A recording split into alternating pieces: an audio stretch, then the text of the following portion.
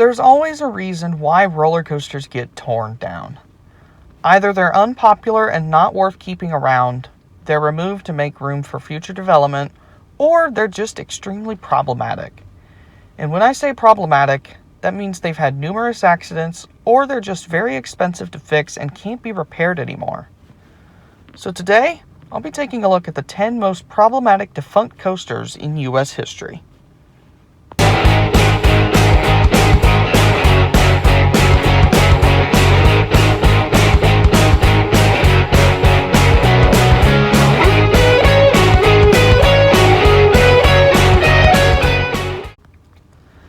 A couple of factors went into creating this list.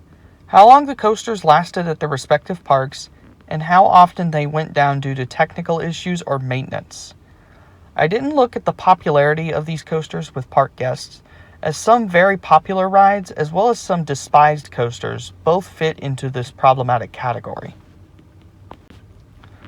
Number 10. Firehawk at Kings Island in Mason, Ohio.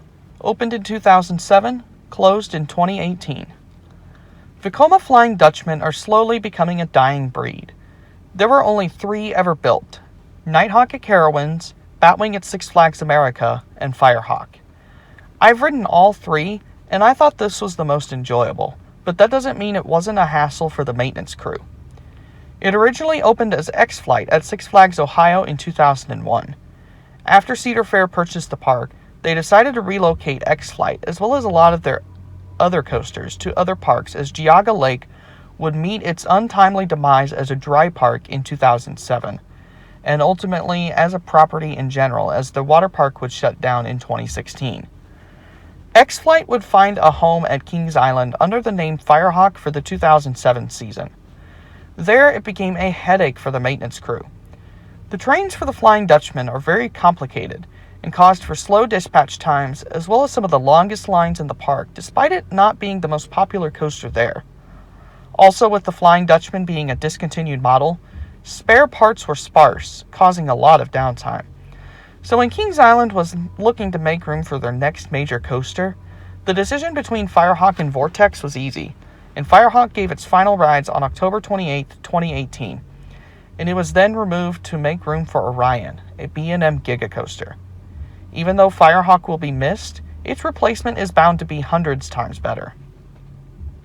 Number 9. Volcano the Blast Coaster at Kings Dominion in Doswell, Virginia. Opened in 1998, closed in 2018. Kings Dominion and their sister park, Kings Island, had introduced Flight of Fear in 1996, the first coaster to ever feature a magnetic launch system. This ride was manufactured by Premier Rides, but Swiss manufacturer Intamin wanted to challenge Premier with a model of their own. They built 2 different launch coasters with this system, called LIMs, or Linear Induction Motors, and put it on an inverted coaster. They had 2 different types, the shuttle coaster known as the Impulse, and a complete circuit variation known as a suspended catapult coaster. The latter caught the eye of Kings Dominion, and would eventually open up as Volcano the Blast Coaster in 1998. Unfortunately, it was a prototype, which is the case with a lot of coasters on this list, and Volcano ended up being the only one of its kind ever built. That made spare parts extremely challenging. Also, the ride was built into a man-made mountain, making construction and maintenance on the coaster very headache-inducing for the maintenance crew. The ride constantly suffered downtime, was prone to rollbacks, and always had the longest line in the park, but Kings Dominion worked tirelessly to keep this ride open because of how popular it was with park guests. Unfortunately, during its final years, it was closed more often than it was open, and it shut down in April of 2018 for the rest of the season. After further investigation, it was determined that millions of dollars would be needed to be put into the beloved coaster to keep it running properly, and it proved to be far beyond the park's resources. So with no other choice, the decision was made to tear it down in February of 2019. Today, everything, including the mountain that had been there since 1979 and housed several other attractions, have been bulldozed. Number 8. Hypersonic XLC at Kings Dominion in Doswell, Virginia.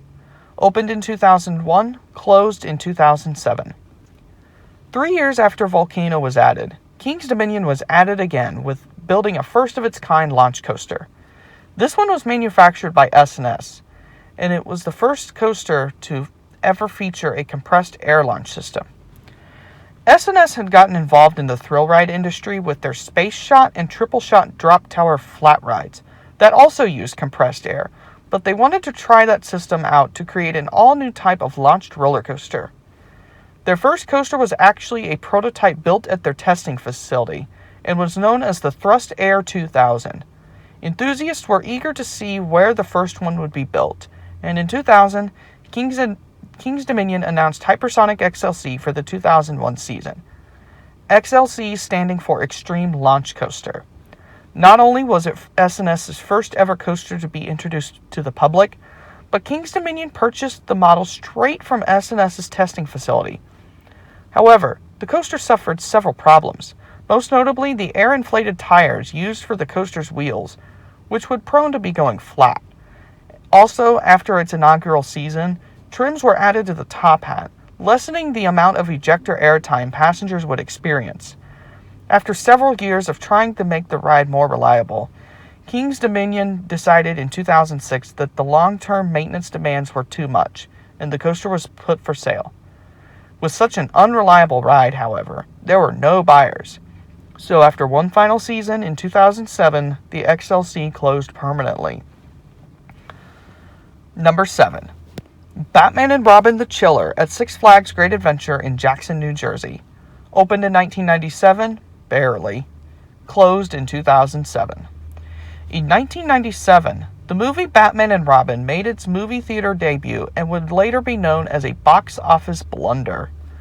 There were 3 coasters in the Six Flags chain that were supposed to open that year to promote the new movie. 2 launch shuttle coaster clones named Mr. Freeze, and a dueling LIM shuttle coaster named Batman and Robin the Chiller. The Mr. Freeze clones were delayed due to issues with the launch system until 1998, and they eventually opened up at Six Flags Over Texas and Six Flags St. Louis.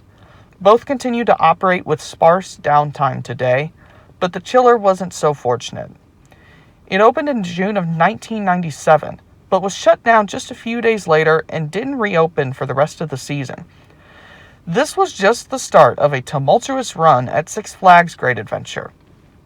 The launch system that plagued the Mr. Freeze clones was the same that was used on the Chiller, and it used a lot of electricity, so it was unable to duel due to concerns of causing power shortages. Not only would it cause shortages within the park, but in nearby neighborhoods as well. The Batman side was rarely open, as spare parts from that side were often used on the Robin side.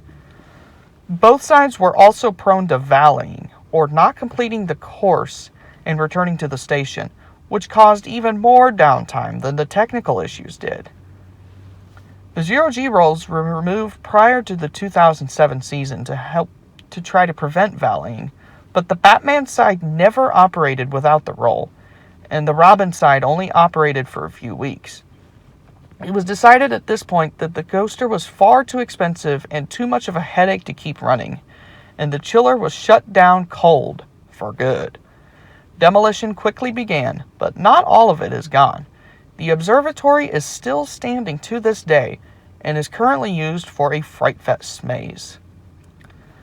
Number 6. Flashback at Six Flags Magic Mountain in Valencia, California. Opened in 1992, closed in 2003. Intamin is well known for their innovation and willingness to step outside the box. Sometimes, however, that leads to coasters infamous for their downtime. Flashback at Six Flags Magic Mountain is no exception. Dubbed as the Space Diver model, Intamin had hoped to mass-produce this coaster, only for this to be the only one ever built. It was part of Six Flags' ride rotation program, and it originally operated at Six Flags Great America and over Georgia before disgracing Magic Mountain in 1992.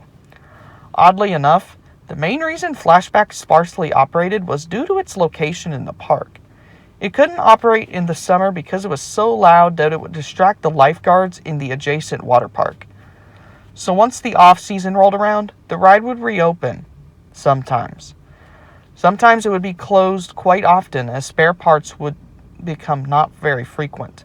And on top of that, the ride was deemed as a terrible experience, with an incredible amount of headbanging on the hard over-the-shoulder restraints, thanks to the stupid hairpin turns the ride was famous for. With a coaster that frequently suffered downtime and was extremely unpopular, the park saw no need keeping this ride around, and it was closed in 2003. It then went into standing but not operating mode until it was finally demolished in 2007. Supposedly there were rumors about Flashback potentially being relocated to another section of the park, but those plans never materialized and the ride was just scrapped. Number 5. Buzzsaw Falls at Silver Dollar City in Branson, Missouri. Opened in 1999, closed in 2003. With Silver Dollar City as my home park, I had to include this coaster on the list, given its very short lifespan at the park. Even though I don't have a very good memory of the rides that I got on it, I can still provide a history lesson on this failed attraction for you. Mock Rides had opened up a new water roller coaster called Journey to Atlantis at SeaWorld Orlando in 1998. After its opening, other companies wanted to get in on the water coaster idea. Mock and Intamin have both made successful water coasters, but one company tried the concept and failed, and that being the American group Premier Rides. Dubbed as a liquid coaster, Buzzsaw Falls saw multiple delays in construction before it officially opened to the public in July of 1999, and that was the first sign that it would have a troubled run at the park. The ride would constantly suffer technical issues, thanks mostly to its infrared sensor system, which were much more susceptible to interference compared to the proximity sensors used on Mock Rides and Intamin water coasters. Also, water had to be constantly pumped throughout the ride, meaning it couldn't operate in the holiday season, and maintenance costs were extremely high for this attraction. After less than 5 years, Buzzsaw Falls closed forever as a water coaster in 2003, but Silver Dollar City reused the dry coaster section for their new launch coaster, Powder Keg, which opened in 2005. Be warned, Powder Keg suffers a decent amount of downtime as it is, but not nearly on the level of its predecessor. As for the Premier Rides liquid coaster, there was only one other ever built, that being Volcano at Finland's Linnanmäki. That coaster opened in 2001 and lasted quite a bit longer than Buzzsaw, but like its US counterpart, suffered tons of technical issues and downtime, as well as high maintenance costs. It would close forever in August of 2017, and then it was demolished during the 2017-2018 off-season. The plot of land it occupied is now used for an Intamin Blitz coaster, Taiga, which looks much more fun than the liquid coaster it replaced. Number 4. Gunfire at Busch Gardens Williamsburg in Williamsburg, Virginia. Opened in 1992, closed in 1998. Aerodynamics dominated the 1970s, 80s, and early 90s, with innovative and groundbreaking attractions, and Gunfire was no different. It opened in 1992 with a lot of media attention, but was it really worth it? In the long run, no, it wasn't.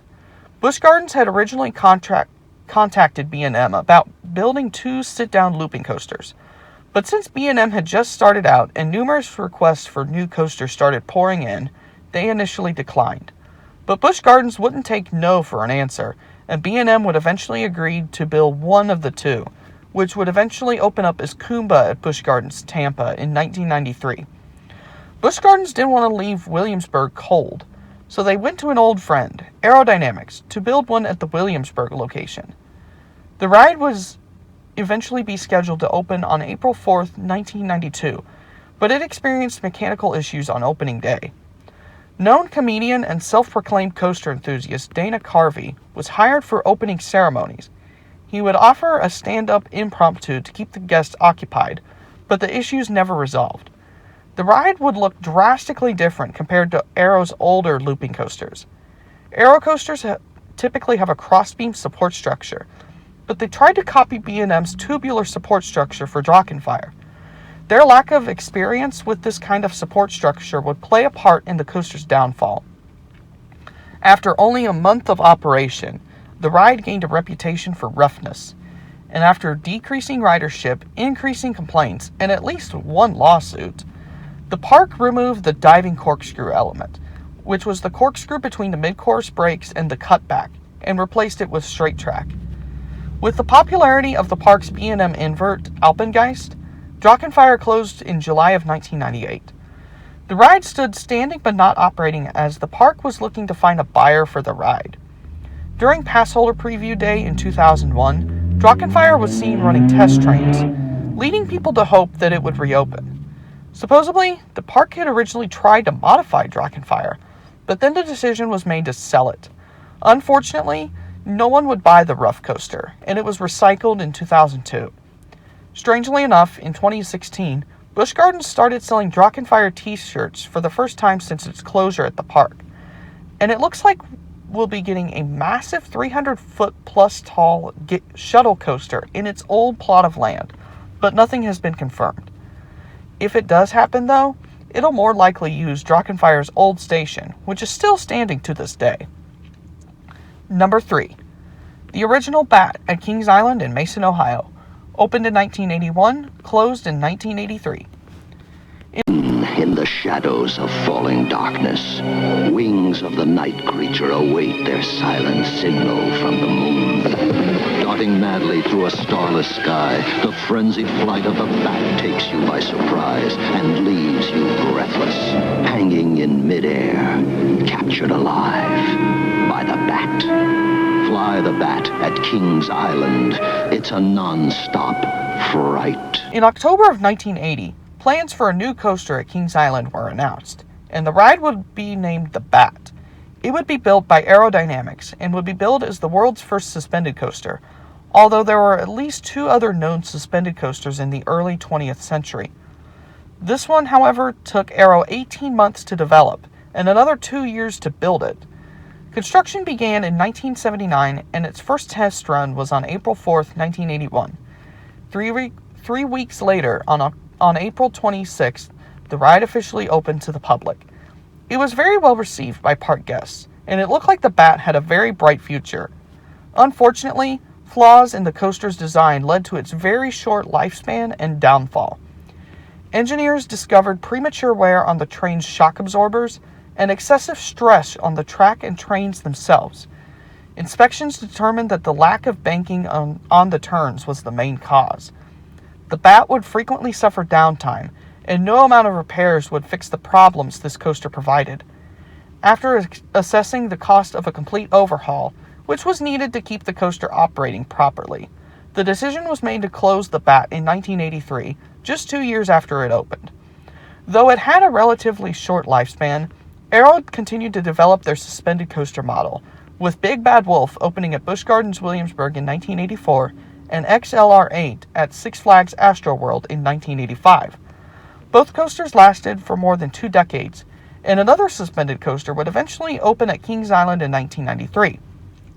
Originally named Top Gun, once Cedar Fair purchased Kings Island, the ride would be renamed to Flight Deck in 2007, and later to the Bat in 2014 in honor of the original attraction.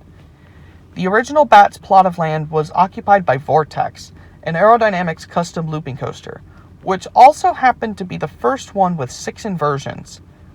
It reused the Bat's old station and queue until Vortex closed permanently on October 27, 2019, as it had reached the end of its service life. Now everything in that plot of land is gone, even the old station, but there's no denying the influence the Bat had on the coaster community. Number 2. Windjammer Surf Racers at Knott's Berry Farm in Buena Park, California. Opened in 1997, closed in 2000. Togo certainly doesn't have a good reputation in America, and Windjammer Surf Racers is a prime example of how bad their coasters are here.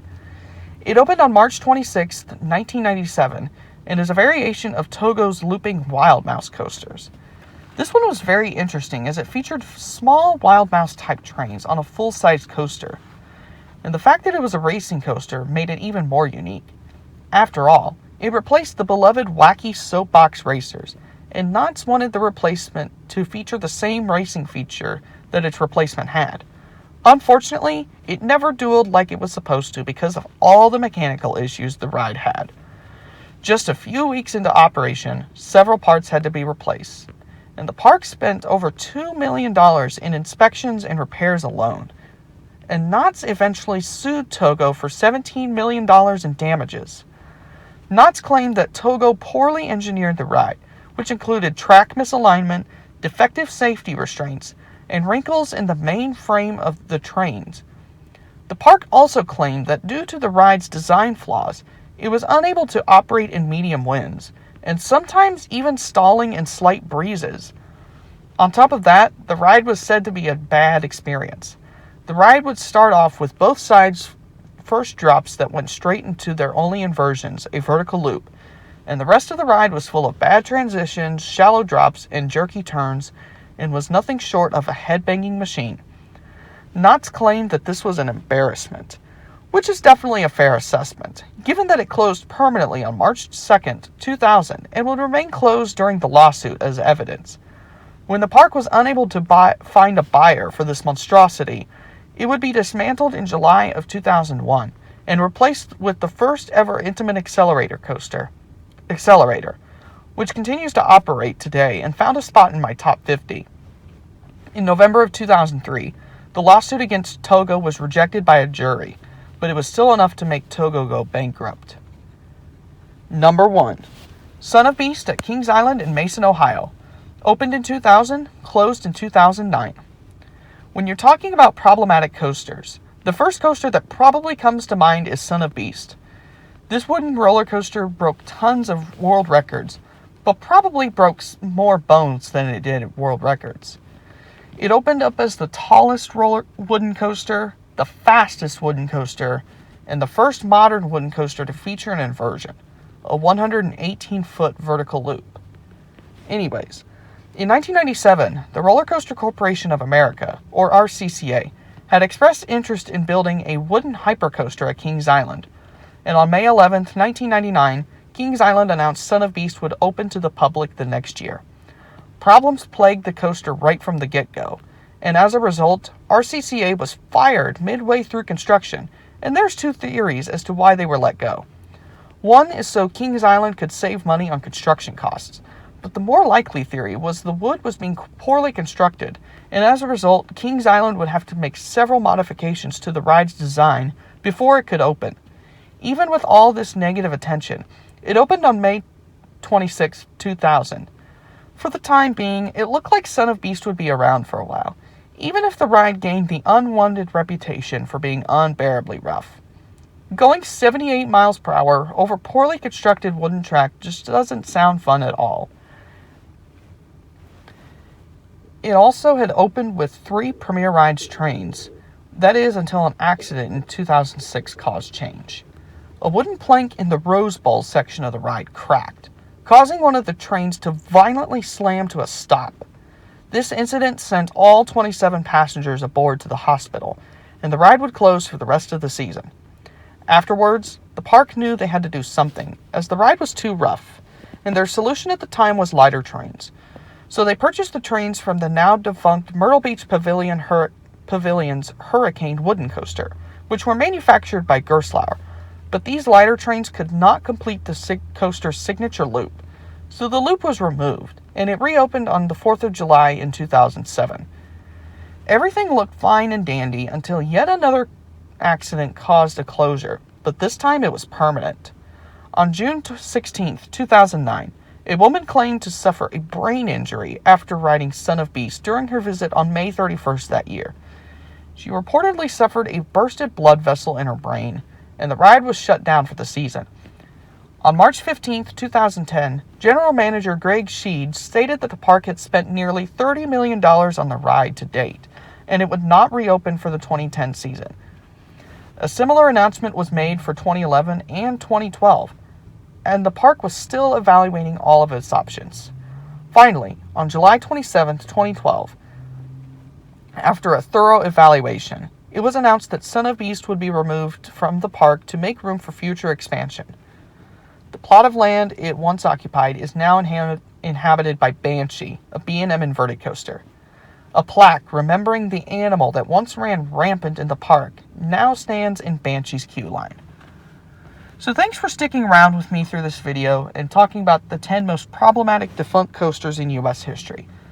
Let me know what you think of this video, and if there is any problematic coasters that I did not mention on here, please let me know. And be sure to give this video a like and subscribe if you're new around here, and I'll see you guys all next time. Thank you for watching.